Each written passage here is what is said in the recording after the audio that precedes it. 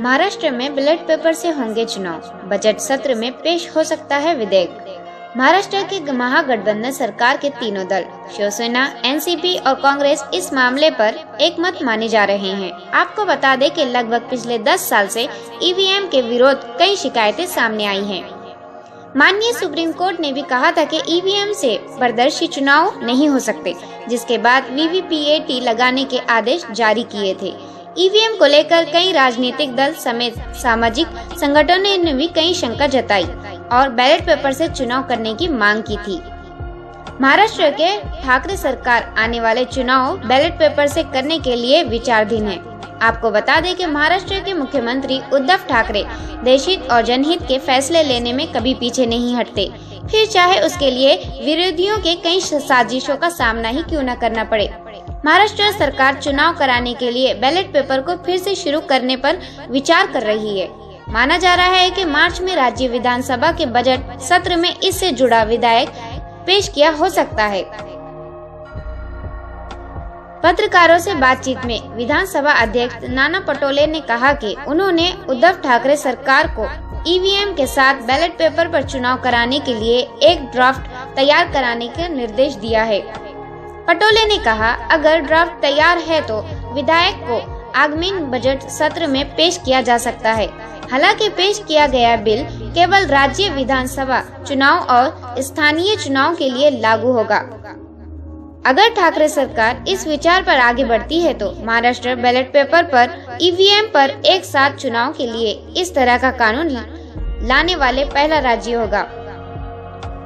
महागठबंधन सरकार के तीनों दल शिवसेना, कांग्रेस और राष्ट्रवादी कांग्रेस इस मामले पर एकमत माने जा रहे हैं।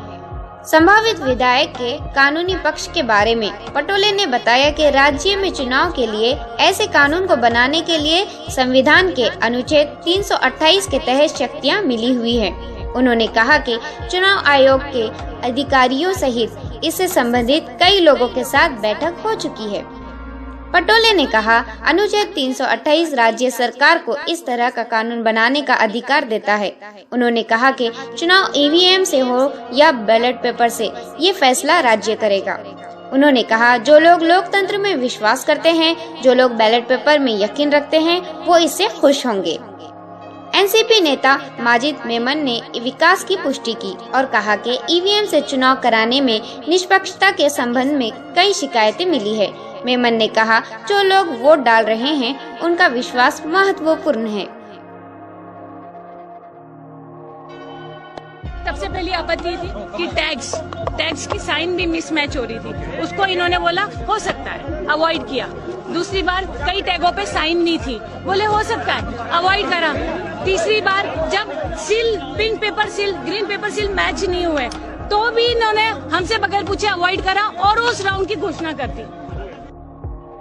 अगर ग्राहक को एटीएम मशीन रसीद देती है तो एटीएम मशीन के बाद में ईवीएम आई। ईवीएम पहले नहीं आई, पहले एटीएम आई, एटीएम के बाद में ईवीएम आई। अगर एटीएम के बाद ईवीएम आई तो ईवीएम बनाने वाले कंपनी ने एटीएम की टेक्नोलॉजी ईवीएम में क्यों नहीं लगाई? एटीएम की टेक्नोलॉजी अमेरिका से, यूरोप से, जापान से, जर्मनी से लाने की जरूरत नहीं है। टेक्नोलॉजी हमारे देश में ही अवेलेबल है। तो ईवीएम मशीन बनाने वाले कंपनी ने एटीएम की टेक्नोलॉजी ईवीएम में क्यों नहीं लगाई?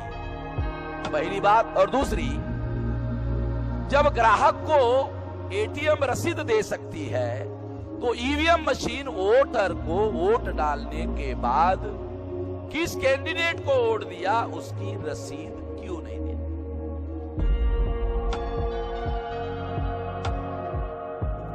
डॉक्टर सुब्रमण्यम स्वामी ने सुप्रीम कोर्ट के चीफ जस्टिस को 20 राशि 20 राशि कोई सबूत होना चाहिए उसको कि उसने किस कैंडिडेट को वोट दिया। जैसे बैलेट पेपर पर आंखों से दिखाई देता है कि मैंने इस कैंडिडेट को दिया, वैसे ईवीएम मशीन में दिखाई नहीं देता। कोई तो व्यवस्था होनी चाहिए।